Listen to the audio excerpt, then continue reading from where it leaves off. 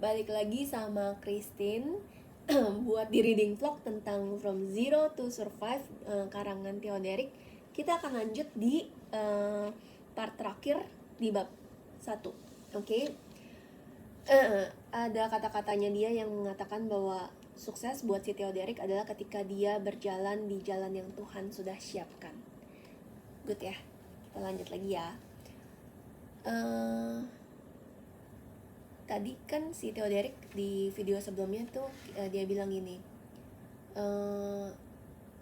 setiap orang itu memang beda-beda, tapi buat si Theoderic itu punya teman yang sedikit fanatik sama nilai agama justru jadi penyelamat. Karena menurut dia, mereka itu terkadang mungkin ada tendensi yang cukup keras dan bisa ngejudge. Tapi di situ si Theo malah belajar tentang batasan dan nilai. Saat kita masih nggak tahu mana yang benar, mereka tuh justru jadi tembok yang ngasih lo arah. Karena ketika kita melakukan banyak hal yang lari dari nilai-nilai itu, sesaat nggak akan kelihatan ada efek buruknya. Tapi kita nggak akan pernah tahu hati dan pikiran kita itu justru jadi kena racun tanpa sadar yang efeknya bisa bikin masa depan itu jadi kacau. Karena hal-hal seperti ini selalu berbentuk benih yang ditanam, tergantung kita siramin dengan apa, baru akan kelihatan setelah bertumbuh, either jadi pohon yang baik atau yang buruk. Di sisi lain, si Theo juga belajar kalau teman yang suka bercanda itu juga penting banget, karena kadang hidup itu terlalu berat untuk dihadapin sendirian. Dan punya seseorang yang bisa bikin lu ketawa di saat terburuk lu adalah berkah yang gak ternilai. Ada temennya Theoderic yang kerjanya cuma ngelawak, dan di saat dia merasa hancur,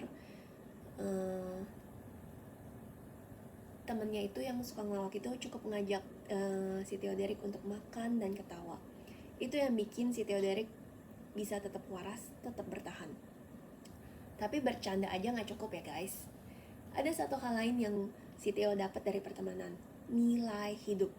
Banyak momen dimana si Theo diajak makan di rumah teman-temannya Theo dan ngobrol sama orang tua mereka. Dari situ si Theo belajar tentang keluarga, prinsip hidup, dan bagaimana nilai-nilai yang kuat bisa membentuk diri seseorang.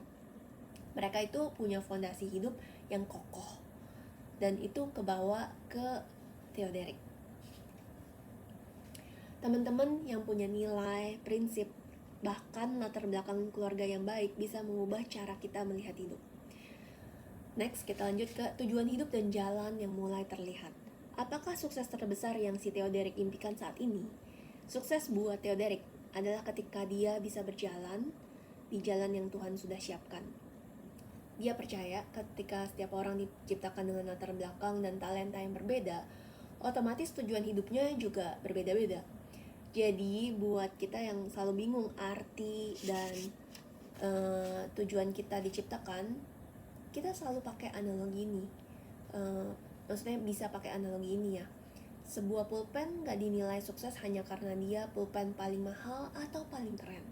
Pulpen itu dinilai sukses ketika dia bisa digunakan dengan baik oleh banyak orang, lancar dipakai, dan bahkan jadi rekomendasi buat orang lain. Itu artinya pulpen tersebut berfungsi sesuai tujuan pembuatannya. Nah, begitu juga dengan hidupnya Theoderic. Theoderic merasa bahwa dia udah mulai berjalan di jalan yang Tuhan mau. Karena jalan dibukakan untuk kepentingannya dan sesuai dengan talentanya dia. Walaupun baru sedikit kelihatan arah langkahnya, growth yang si Theoderic selama ini benar-benar karena Tuhan yang kasih dan tuntunin step by step. Bukan cuma di bisnis tapi juga di konten yang si Theoderic buat. Buat dia, jadi sukses adalah ketika dia bisa hidup dengan prinsip dan nilai yang dia yakini.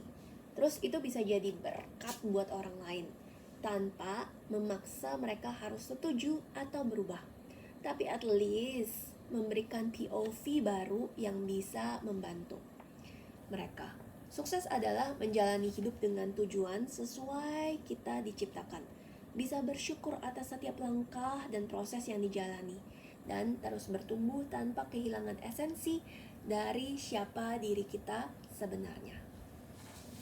Oke, that's all untuk part 1. Kita akan lanjut lagi di next-nya di bab 2, yaitu adalah business story.